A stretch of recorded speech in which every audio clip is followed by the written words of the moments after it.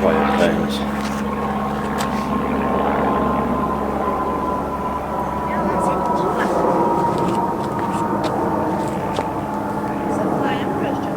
They all just watched me turn camera on. You are? They all just watched me turn camera on and thought we'll just fly over now. So a couple of weeks ago, maybe a few weeks ago, we purchased a solar panel just for when we're on site camping. Enables us to charge our phones. We have a big charge pack and my camera batteries as well. And I thought, well, we also have a leisure battery in the van. We don't have a solar panel attached to the top of the van, we just charge it off the split relay charger. But I thought, well, maybe I could do something where I could actually use this panel to charge it whilst we're camping and everything else is charged. We're not really using it, and I thought if we're off site on a secure campsite, probably put it on the roof, connect it, and charge the battery while we're away, so we can use that for a cool box or anything else while we're not in the van. So that is what today's video is going to be about. So sit back, relax. In fact, before you sit back, lean forward, get the mouse, click like and subscribe, then sit back with a brew and we'll get on with the prepaid program.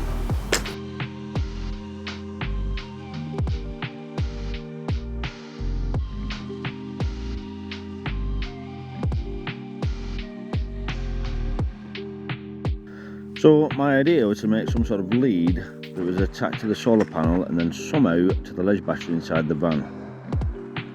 After having a quick check of the connections on the solar panel and doing a bit of research to find out exactly what they were, I could then work out what I would need for the next part of the project.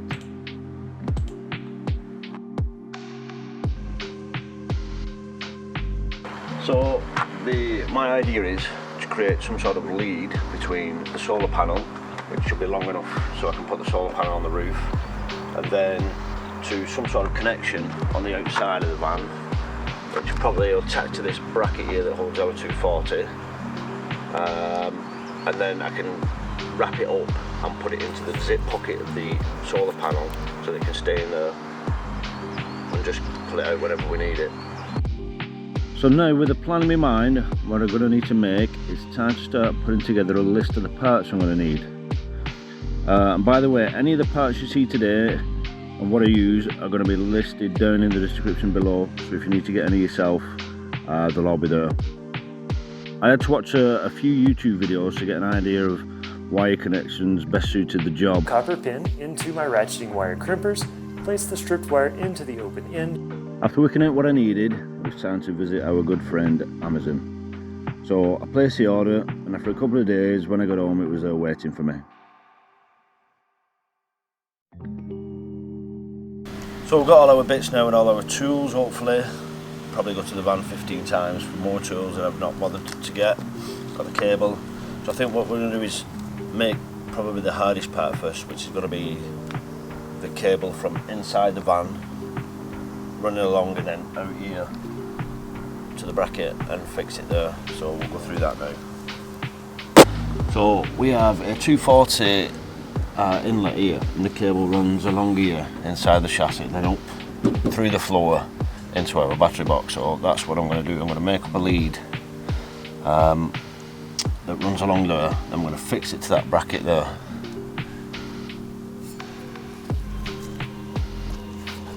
So I've done a bit of prep work now, taken the bracket off, which every single bolt was rusted to death, so they all snapped. And I've fed the cable through our battery box along the chassis. I'll film a little bit, so I haven't filmed it all because it's just been way too much swearing to put in this video. So we're going to make the end off with the Anderson socket and then measure up for this bracket so we can fix it on. So I've already marked off these cables with some blue and red tape, just so I know which is going to be negative and which will be positive, because obviously if you don't mark them up and you've fed them through at the other end, you've no idea which is which.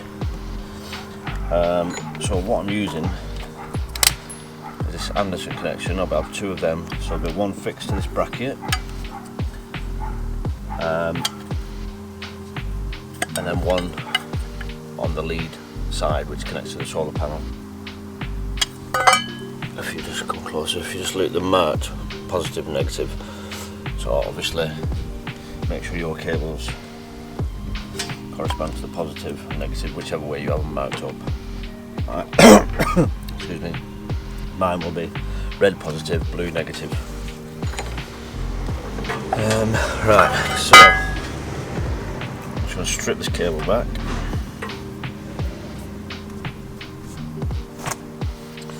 Right, so what I've had to do is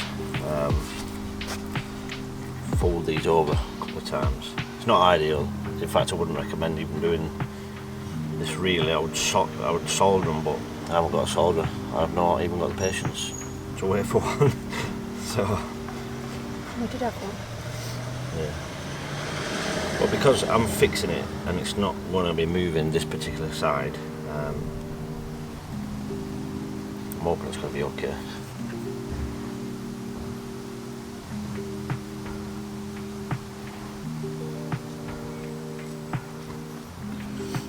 You crimp right.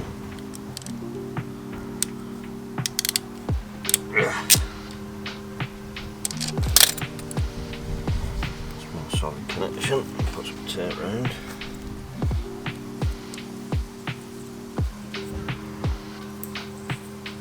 Sonia.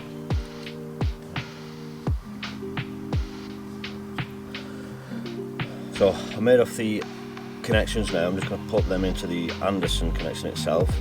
They do actually only go in one way, or they will go in, but you've got to wait till they make a click noise. So if you've not got it the right way, it won't click. But if you just come up a bit closer, you can see that noise. If it doesn't make that noise, just turn it the other way around and push it in.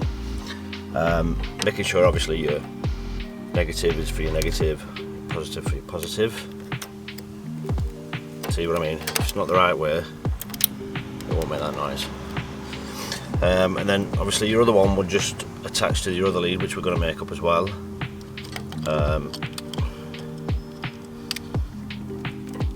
Bit of rubber there, get it out of the way. Oh, that's a bit hard. So they'll connect together like that, and obviously just disconnect. Then we're going to mount this to here, and then refix it underneath there.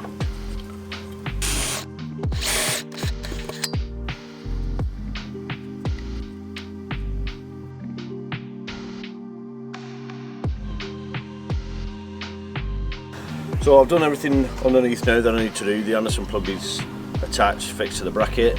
The cables are obviously ran in on the other side, near where the battery is. I just need to trim them down to size, attach them to the battery, which I won't do today. And then we just need to make up the main lead from the solar panel down to that connection. But we're in the middle of a heat wave in the UK. It's about 31 degrees, so we're just having a quick ice pop break.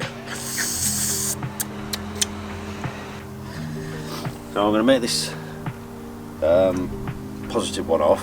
Now I haven't got the right tool for this. It's a particular type of crimp, but I'm not buying one for two connections.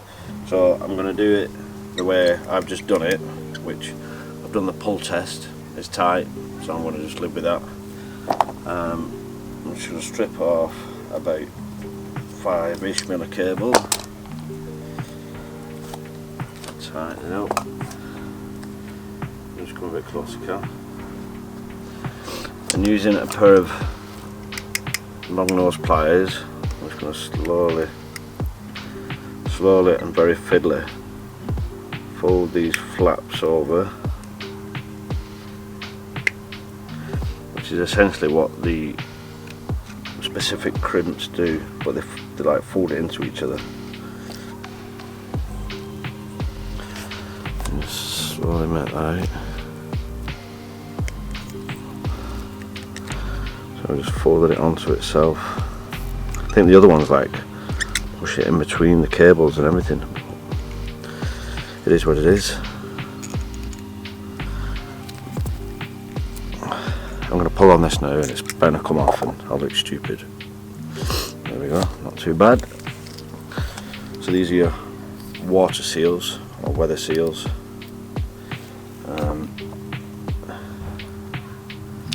Once you connect to there, just push them up. So that's locked into place. Tighten it right up. There we go, so I've made the other one off. Obviously these don't go together normally, but I'm just showing you. That's it, locked into place. There we go.